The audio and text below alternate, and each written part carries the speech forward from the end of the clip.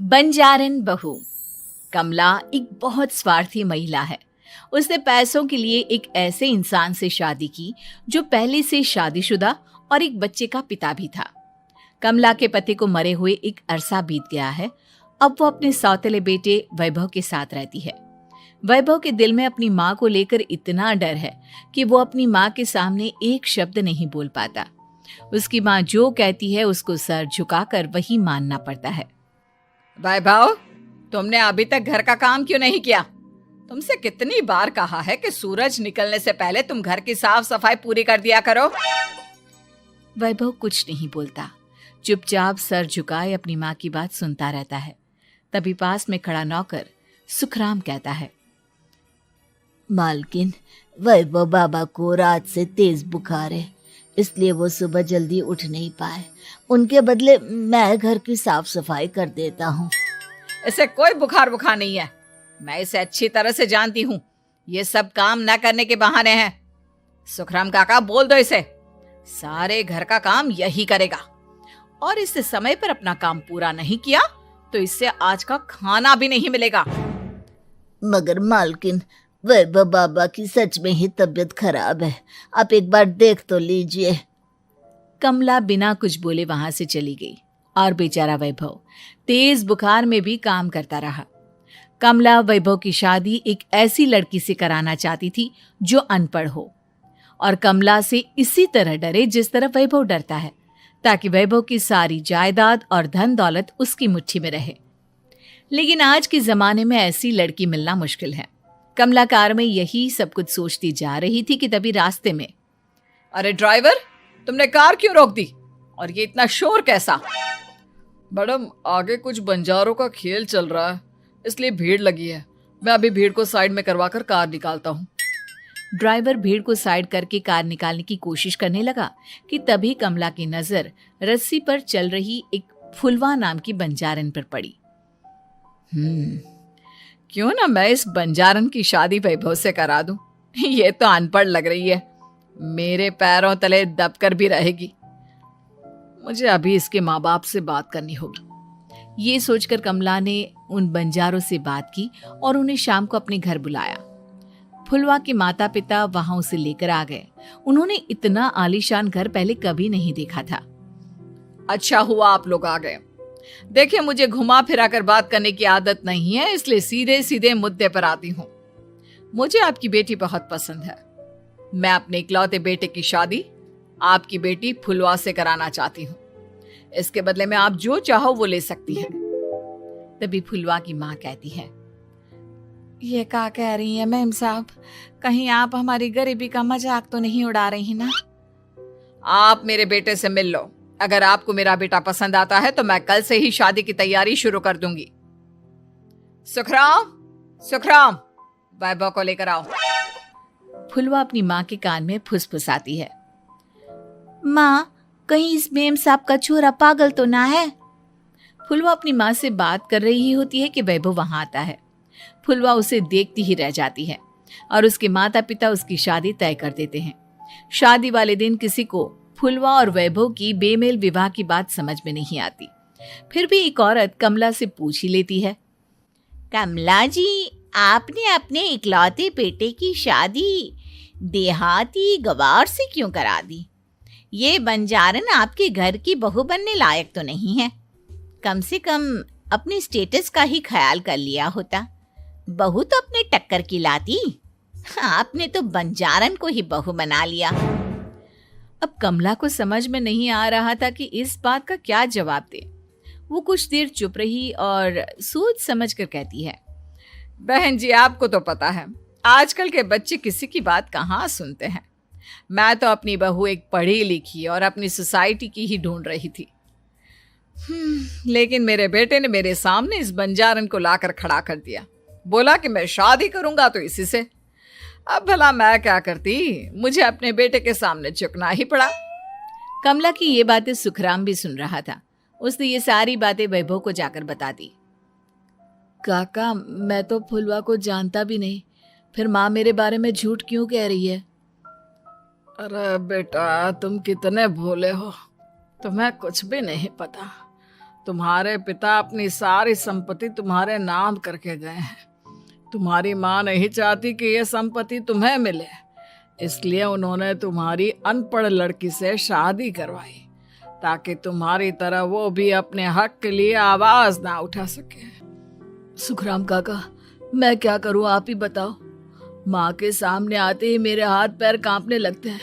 मैं माँ को कुछ भी नहीं कह पाता। वे दोनों बात कर ही रहे थे कि अचानक कमला वहां आ गई। कमला को देखकर दोनों घबरा गए। तुम दोनों फिर कभी बातें कर लेना, अभी फेरों का समय हो गया है, चलो जल्दी आओ। इस तरह फुलवा और वैभव की शादी हो गई। अगले दिन कमला ने फुलवा को बुलाया और उसे नसीहत देने लगी। देख बंजारन, तुझे मैंने अपनी बहू बना तो लिया है, लेकिन तुझे इस घर में आँख कान मुंह बंद करके रहना होगा। घर का काम कर और अपने पति से मतलब रख, समझी? कमला का ऐसा रवैया फुलवा को बिल्कुल समझ में नहीं आया। उसने वैभव से इस बारे में बात की। सुनिए ना, माँ जी ने जिस तरह मुझसे बात की मुझे अच्छा नहीं लगा। शादी से पहले तो वो मुझसे बहुत अच्छे से बात कर रही थी, लेकिन शादी के बाद उन्हें क्या हो गया? तुम ज्यादा मत सोचो, जैसा माँ कहती है वैसा ही करो। ये कहकर वैभव वहां से चला गया। अगले दिन वैभव को घर के नौकरों की तरह काम करता देख फुलवा को बहुत हैरानी हुई। फुलवा ने इस बारे में सुखराम काका से बात की तो सुखराम काका ने फुलवा को सारी बात बता दी। अब फुलवा को समझ में आ गया कि उसकी सास ने एक बंजारन को बहू क्यों बनाया।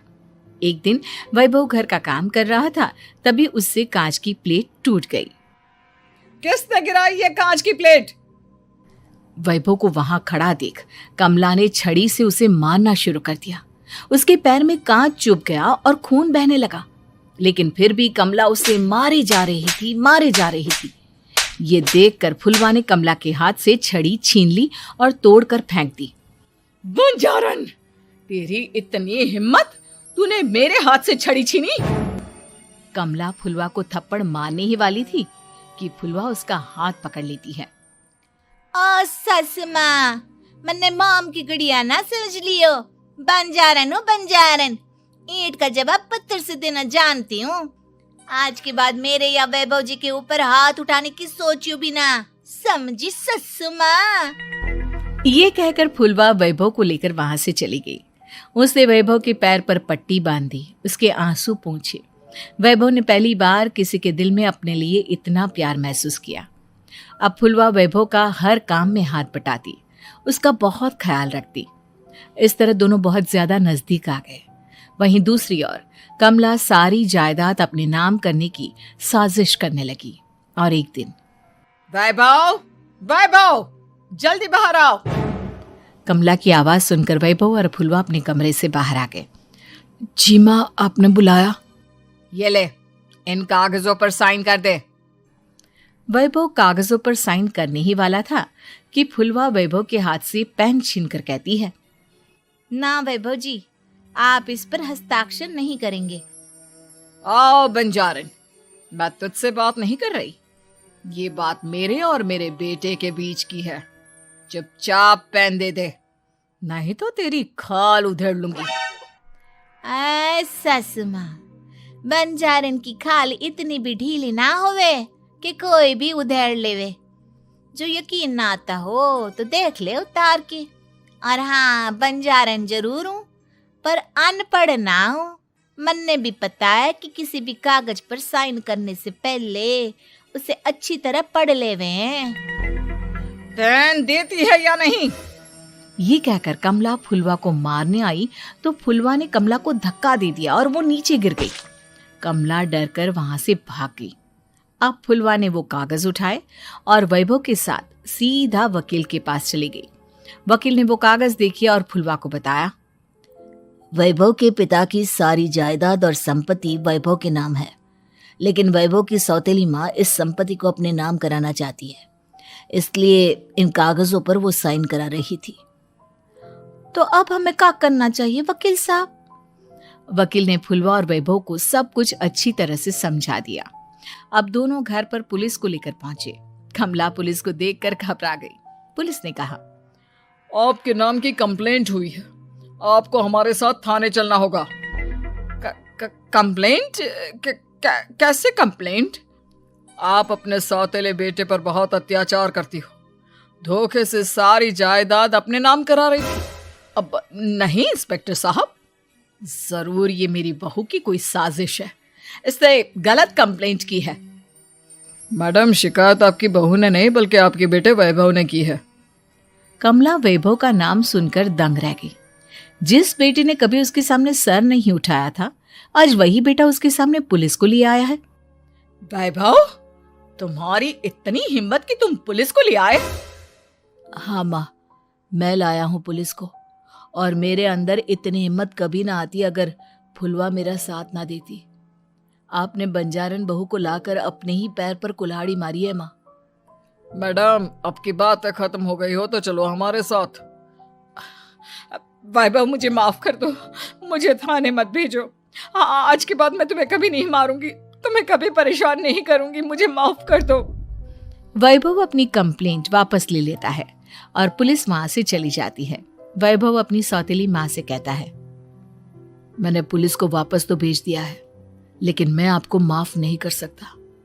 आपने बचपन से आज तक कभी मेरे सर पर हाथ नहीं रखा, हमेशा मुझे मारती रही, नौकरों की तरह बर्ताव करती रही।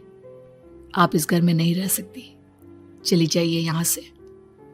कमला घर छोड़कर चली गई और सड़क किनारे खड़ी होकर सोचने लगी, काश मैंने वैभव को माँ की तरह प्यार किया होता तो आज मैं इस तरह से बेसहारा ना हो जाती।